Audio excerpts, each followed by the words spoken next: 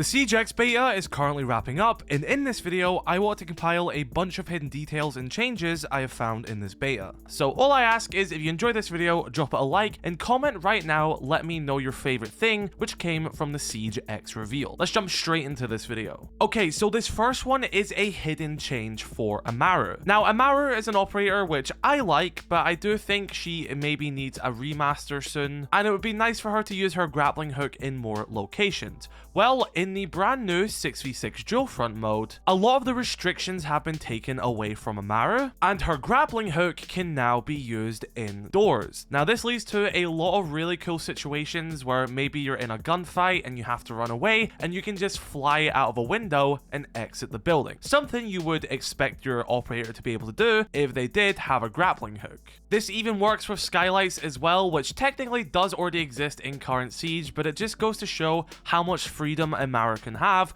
when there is no longer restrictions of her using them indoors. I'll see if I can find the clip, but I was streaming dual front the other day and I planted in a bomb site. Someone was pressuring my outside doorway, so what I did was I ran to the other room, flew through a window to go onto the roof, and then rotated outside to take them out. Now, I do want to state something here. I like to think this is an intentional update for Amaru. I like to think in the standard core Siege, which is the 5v5 mode, that she'll be able to do this inside buildings. However, dual front's map is a lot different to core Siege's maps. So there is a chance that just with the design of the maps, technically everything is classed as outside, so that is why the game allows us to fly through barricades from the inside of buildings. It doesn't have those same parameters which core Siege has, which allows the game to indicate whether you are inside a building or not, the same when it comes to throwing a camera outside as a defender. The game has these parameters and it knows when this gadget or this operator isn't inside those parameters.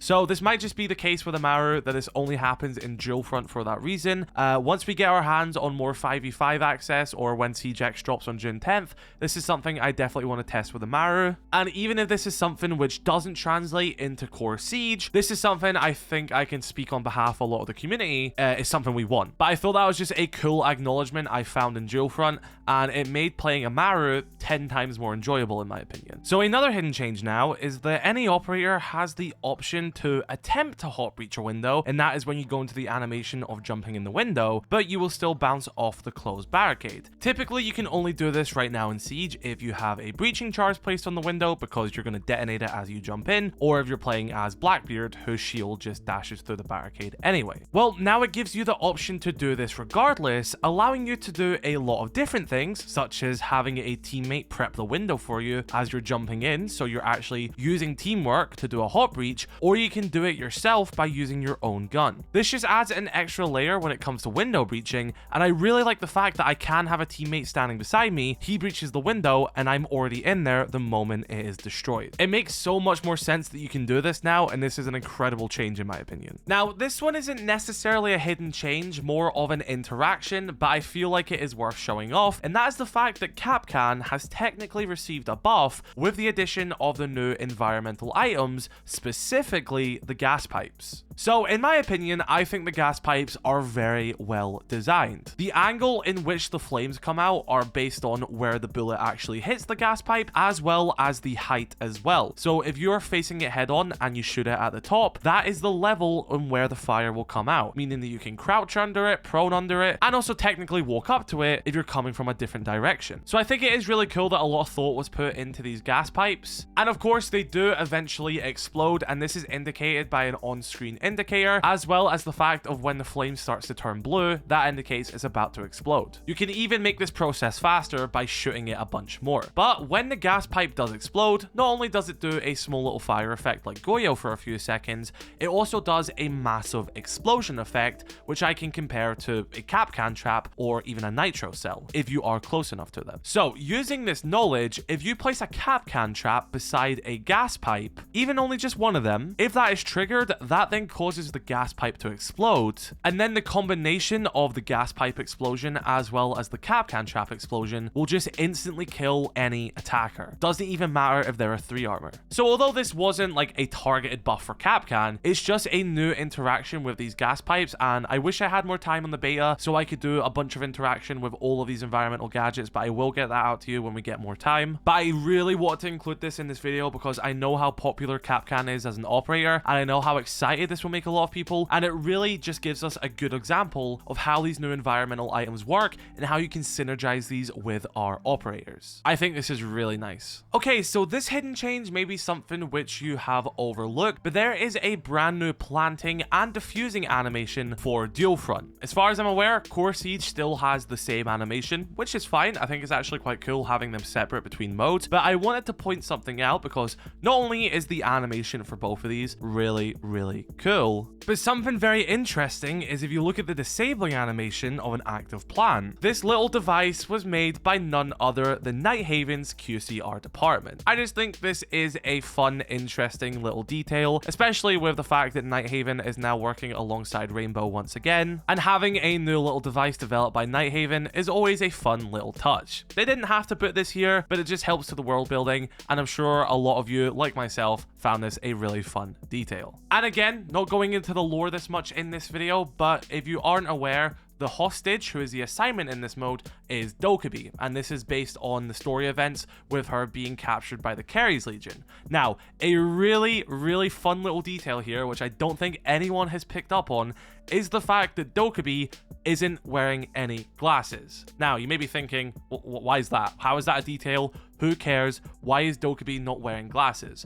Well, that is because in the year 10 cinematic, Hibana finds Dokkaebi's glasses in the rubble of Hereford base. So, Dokkaebi didn't have her glasses on her this entire time. So that is a very minuscule detail, but it makes so much sense, and I'm glad that they done this. And I know I sound like I'm kind of hyping up something which is very tiny, but it's little attention to details like this I absolutely love, and I think I'm the first person to pick this up. But yeah, I really love this one. Whoever done this, thank you. Valkyrie has a brand new menu animation. She does a little flex, and then she brings out one of her black eye cameras and presents it in front of her. Now, I don't have any skins on the beta/test server, but as far as I'm aware, if you change the gadget skin for the black eye camera, it will also change it in this menu animation as well, purely just because the menu animations which exist on the live build of the game, that's how they work as well. Like the bandit one, for example, if I change it to his gadget skin, the elite one, it changes it in the menu animation. So this is actually a really cool way as well, if you have purchased her elite, for example, for her to just show off the elite skin, the elite gadget skin, may I add, in the main menu. I just think that's a really nice detail, and I really love these new menu animations we're getting for operators at each and every season, and especially how they entwine the operator's lore, but also their gadgets into it as well. It's much better than the operator standing default in the menu, not even holding their gadget. This makes them stand out more from each other, it makes it look more unique, and let me know which operator you want to see get a new menu animation next. Now, player card backgrounds have had a little update, specifically the default ones, which is the grey, blue, and red ones. Those designs are seemingly now gone, being replaced with these barricade-looking X ones. Ignore the other player card which is in this image. I, for some reason, have this on the test server. I got a Mute Protocol pack like a year ago and packed it, so I'm like one of the only people on the test server. But these colored X ones are the new defaults. Now, I think these are significantly better than the current defaults, and I think the reason why they're doing this is because when you first start the game, you are forced to have one of these backgrounds. So when a majority of your player base are running these backgrounds, I think they just want to make them look a little bit more grounded and just a bit nicer. Now, I know a lot of that kind of goes out the window the moment you can start buying more and you can have like a Rick and Morty background and stuff like that. But I will say, as a default background, I think this fits the theming of what they're going for with the overall atmosphere of Rainbow Six right now, much more than the one which is on the live server. And it's for those, I guess, who just want standard grounded player cards, you have that option as a default. And then for people who want it to be a bit more brighter and wackier, you can then do that as well by paying for skins. But yeah, I think they look a lot better than the ones on the live server.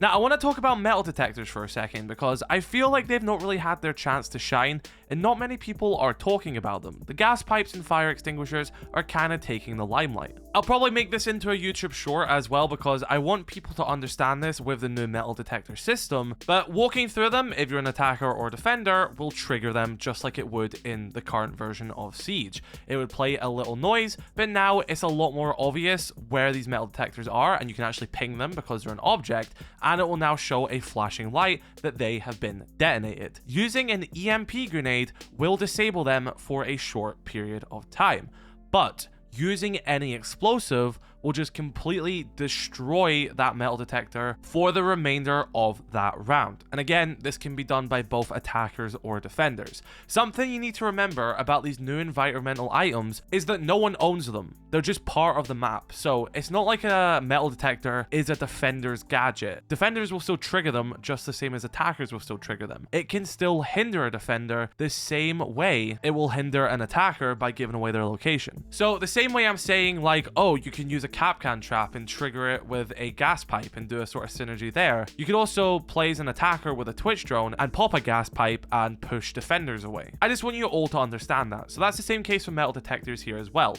So EMPs disable, explosions destroy. Just keep that in mind. Right, let's move over to weapon inspection, which is one of the things I'm most excited for when Year 10 Season 2 drops, which is Siege X, June 10th. It's going to be a really fun way to look at our weapon skins, which we've never been able to do before. They actually zoom in on the charm. I don't know if you have noticed that, but when you are inspecting your weapon, one of the things your character does do is look into the charm slot. So you're technically going to be inspecting your charm as well, which is very fun. And I'm glad that they have thought about that when doing this animation. But another little hidden detail with weapon inspection you may have missed is that this is not client-sided. When you inspect your weapon, everyone else in the lobby can also see you inspecting your weapon. So if you have a weapon skin that you want to show off to your teammates, go up to them, press your weapon inspect button, and you'll also be showing off the gun to them. A minor detail, yes, but there are plenty of other games which have weapon inspection, and it's client-sided. If your teammate is looking at you, they cannot see you inspecting your weapon. So the fact that every player in the lobby can actually see you inspect your weapon, I really like that.